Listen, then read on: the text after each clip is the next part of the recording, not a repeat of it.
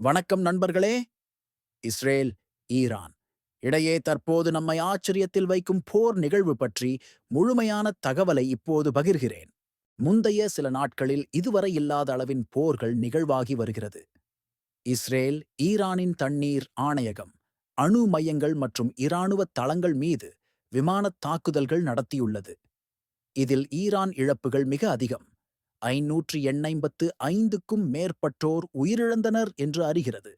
அதே நேரத்தில் இஸ்ரேலிலும் குறைந்தபட்சம் 24 பேர் மரணமடைந்துள்ளனர்.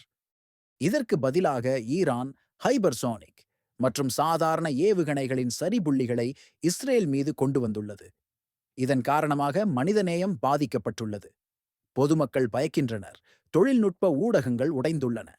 97% இணைய அணைப்பு துண்டிக்கப்பட்டு செய்திகள் ஒழிந்துவிட்டன. அப்போது உலக நாடுகள் அதிரடியாக பதிலளிக்கின்றன. அமெரிக்கா மையப்படுத்தப்பட்ட ஒத்துழைப்பை மேற்கொண்டு தனது படைகளை அந்த பகுதி நோக்கி செலுத்தியுள்ளது.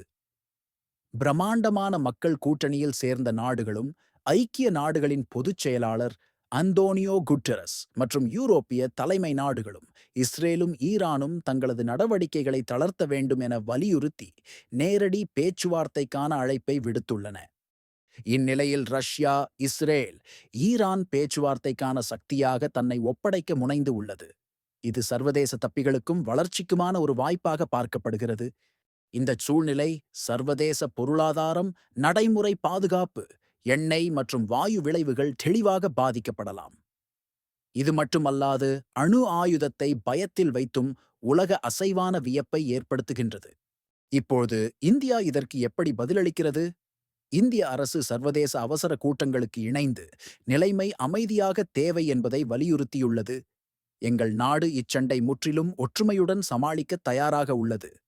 குறிப்பாக இந்திய சவால் முடிந்த வாடிக்கையாளர்கள், நாட்டு பயணிகள், தங்கியிருக்கின்றவர்களுக்கு வெளியுறவுத்துறை அவசர உதவிகள் வழங்கி கூறியுள்ளது.